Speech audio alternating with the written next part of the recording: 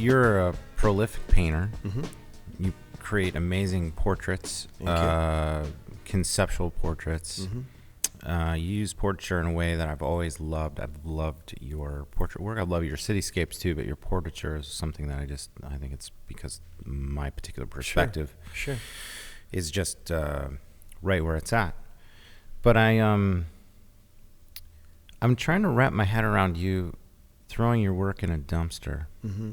Yeah. I'm trying, like, that's hard for me to understand. Yeah. Because I couldn't know that it's either brave or the least wise move I've ever heard of. Yeah. It's either outside be like of suicide. Well, I mean, you did sort of wipe out an era, because I know how hard you work on those paintings. Mm-hmm. It isn't like they, Yeah. it's you're not a Picasso on a napkin and then just like they go off into the world. Like, there's so much detail and amazing process. Yeah. So, what is the mindset the last 2 or 3 months where you get to a point where you're like, you know what, I think I don't want 90% of my work to exist on the planet anymore. Right. Well, part of it is, that there are pieces in private collections and public collections all over the world at this point. Sure. Because I've been painting, this was this is what you've been working at. This is unsold material. This is unsold material that I had in my own personal inventory.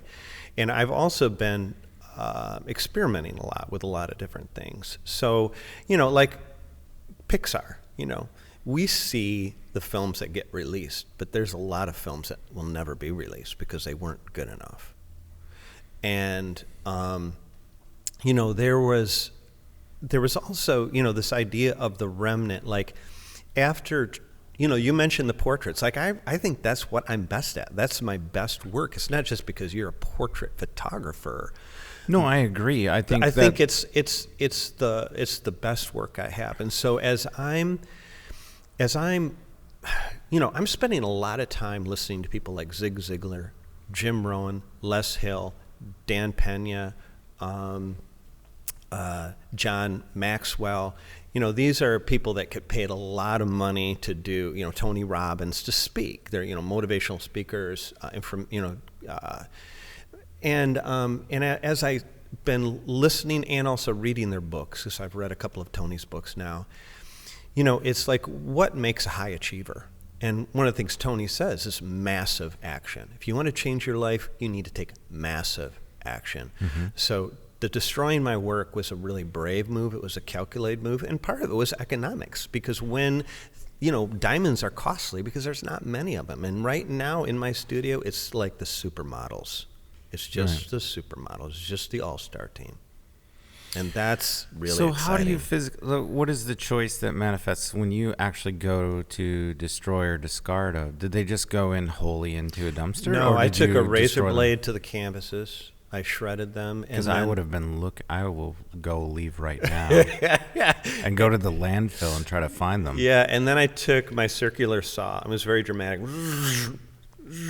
Into all the panels. What did you feel like doing that? Oh, God, it was exhilarating. It was really, and that's why I think when I was actually pitching stuff and he's like, hey, man, what are you doing? I was just like, I had just, I was like, you messing with me? You talking to me? Right. I was like a mad mother gorilla. Right. It's like, you talking, I got the shit kicked out of me, but I was like ready to kill him. Right. Because it was like an altered state. That's amazing.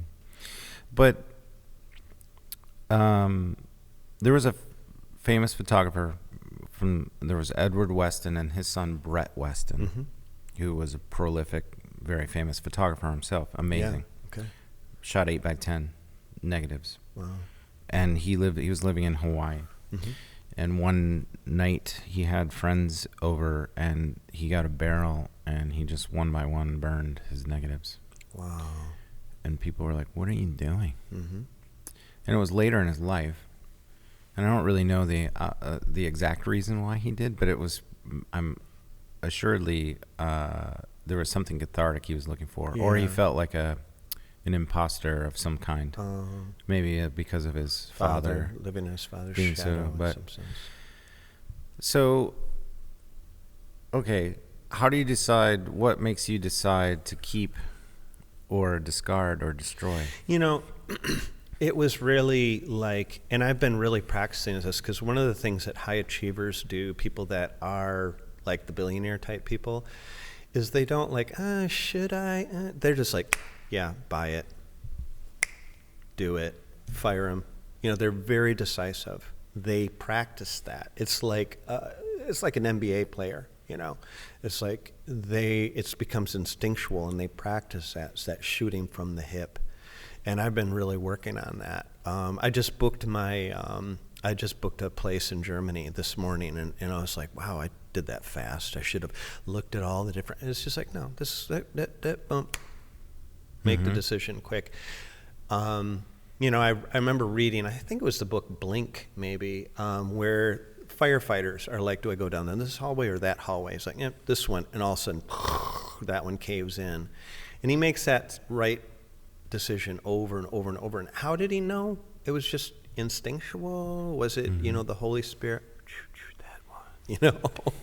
Right. I mean, it depends how mystical you are. Right. But, yeah, I just sort of like, keep this one no, this one no. So just knowing your work, did you, because you were talking about being portraiture being what you're best at, were a lot of the cityscapes and that sort of work? So I did make it. And most of the work that I did at that big UICA show 2 years ago, it's gone. But those were portrait-based. They were portrait-based, but it was just not the kind of work that I wanted to continue with. And again, you know, I'm relocating. So I am in conference right now with a local businessman who we're talking about what pieces. There are some pieces I'm going to leave behind, and he's going to be in charge of my sort of legacy. I'm leaving here, and I'm going to Europe, and I don't have the intention of coming back, at least not anytime soon.